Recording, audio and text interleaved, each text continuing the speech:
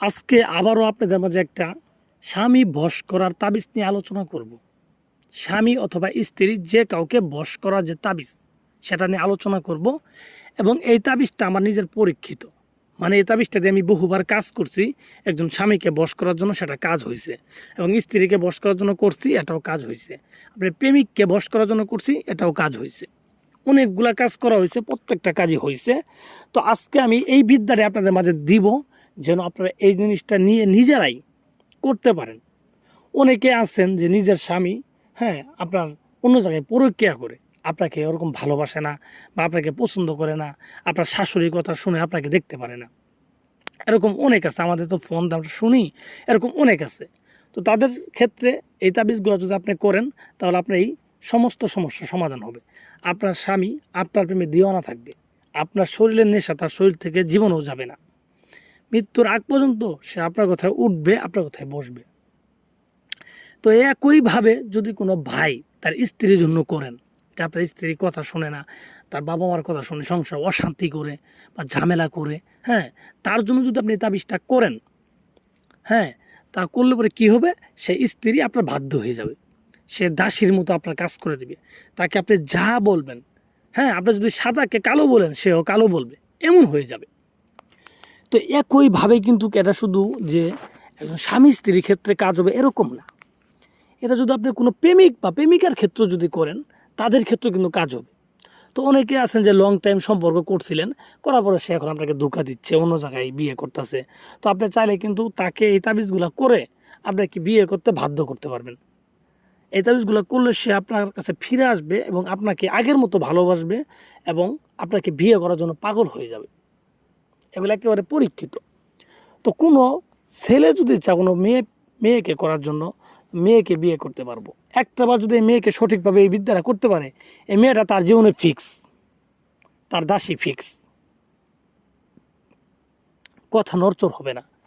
আর একইভাবে যদি কোনো মেয়ে কোনো ছেলের জন্য পাগল হয়ে যায়, কোনো ছেলেকে যদি মানে বিয়ে করতে চা বা তার সাথে অনেক শারীরিক সম্পর্ক করে তাকে ধোঁকা দিছে, তো এখন আর তাকে বিয়ে করতে চাচ্ছে না, তো এরকম যদি কোনো বোন থাকেন, তো আপনি যদি এই বিদ্যাটা তার জন্য করেন, দেখবেন সেই ছেলে আপনার প্রেমে অন্ধ হয়ে যাবে, মানে আপনাকে বিয়ে করার জন্য পাগল হবে।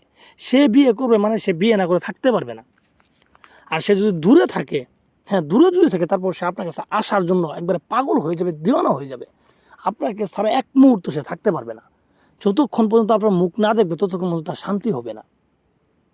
তো ভিউয়ার্স, যারা এগুলো করতে চান, তারা কিভাবে এই তাবিজটা করবেন আমি আপনাদের বিস্তারিত বলে দিই। এর মধ্যে একটা কথা বলি, অনেকে বলতে পারেন ভাই এরকম তো অনেক করছি, অনেক শুনছি, হয় না। তো ভাই ওগুলো আপনি বাদ দেন। আপনি অনেক করছেন মনে বলে শরীর বন্ধ, রাশি বন্ধ, এগুলো ভাই মিথ্যা কথা ভাই। এগুলা আমরা এখানে আসিনি। আর আমি শুরুতেও বলিনি আপনার ভাই কাজের জন্য ফোন দেন, আমাকে এখনই ফোন দেন, 2 মিনিটের মধ্যে কাজ করে দিন, এরকম কোনো কথা কিন্তু আমি বলিনি। আমি শুরু থেকে বলতেছি, এখনও বলতেছি, আপনি নিজে করেন ভাই। আপনি নিজে যদি না পারেন, তারপর অন্য অপশন খুঁজবেন, ঠিক আছে? নিজে পক্ষে যদি সম্ভব হয়, তাহলে কারো কাছে যাওয়াই দরকার কি? তো তাহলে আপনি কীভাবে করবেন আমি তো নিয়ম বলেই দিব, নিয়ম বলে দিচ্ছি আর কি। এটা আপনি মূলত কুফরি তাবিজ, এগুলো শনি অথবা মঙ্গলবারের দিন করবেন, যেটা আপনার ভালো হোক। শনি মঙ্গলবার যে কোনো একটা দিন সিলেক্ট করবেন, রাত্রের বেলা করবেন, রাত্রে 8টার পরে, 8টা থেকে 9টার মধ্যে করবেন, 1 ঘন্টা সেতারা থাকবে। হ্যাঁ, 8টার পরে, 8টা থেকে 9টার মধ্যে তাবিজটা করবেন।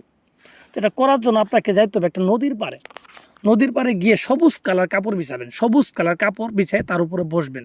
চতুর্থ সাইডে আগরবাতি মোমবাতি এগুলো ধরাই নেবেন এবং চতুর্থ সাইডে গোলাপ জল লাগাই দিবেন এবং আপনার শরীরে আতর লাগাবেন। আপনার যে গোপন অঙ্গগুলো আছে সেগুলোর মধ্যে আতর লাগাবেন। গোপন যে অঙ্গ আছে, ছেলে হলে ছেলের অঙ্গে লাগাবেন, মেয়ে হলে মেয়েদের অঙ্গে লাগাবেন। হ্যাঁ, গোপন অঙ্গে আতর লাগাবেন। তো লাগানোর পরে আপনার মুখের ভিতরে, হ্যাঁ, মিষ্টি জাতীয় কোনো কিছু, মধু অথবা চিনি, এগুলা দিয়ে তাবিজটা লেখা শুরু করবেন। তাবিজ লেখার সময় যার জন্য করবেন তার কথা মনে মনে ভাববেন আর লিখবেন। হ্যাঁ, তারপর এখন তাবিজটা লিখবেন কীভাবে, মানে তাবিজটা কীভাবে লিখবেন?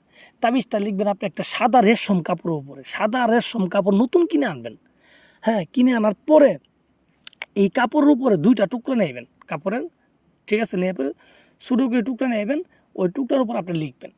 লিখবেন কি দিয়ে?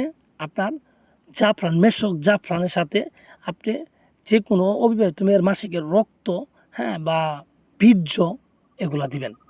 দিয়ে মেশক জাফরানের সাথে আপনার একত্রিত করে একটা কালি বানাবেন। কালি বানানোর পরে আপনি কী করবেন? দুবলা ঘাস আছে, এই দুবলা গাছ দিয়ে কলম বানায় এই সাদা রেশম কাপড় উপরে এই তাবিজটা লিখবেন। সুন্দরভাবে যেভাবে বলা আছে ওইভাবে সেম টু সেম লিখবেন। লিখার পরে নিচে যাকে করতে চান তার নাম, তার বাবার নাম লিখবেন, তারপর আপনার নাম, আপনার মায়ের নাম লিখবেন। তো জানেনই তো, ছেলের ক্ষেত্রে বাবার নাম লাগে, মেয়ের ক্ষেত্রে মায়ের নাম লাগে। এই নামগুলো লিখবেন। তো নামগুলো লিখার পরে উপরে আতর দিবেন, ভালো করে আতর দিবেন, আগরবাতির ধোঁয়া দিবেন। ওখানে যে আগরবাতি লাগাইছেন আগরবাতির ধোঁয়া তাবিজের মধ্যে লাগাবেন। লাগাই তাবিজটাকে সুন্দর করে বলটাবেন। ঠিক আছে, বলটানোর পরে এই তাবিজ দুটাকে একটা তাবিজ মাদুলিতে ভরবেন, মানে মাদুলি তাবিজের মধ্যে ভরবেন, মোম দিয়ে মুখ আটকাই দিবেন। আটকে দেওয়ার পরে এই তাবিজটাকে একটা ছোটো মাটির হাঁড়িতে একটু মধু রাখবেন, রাখি এই তাবিজটাকে ওখানে চুবায় রাখবেন, চুবায় আপনার ঘরে রেখে দিবেন।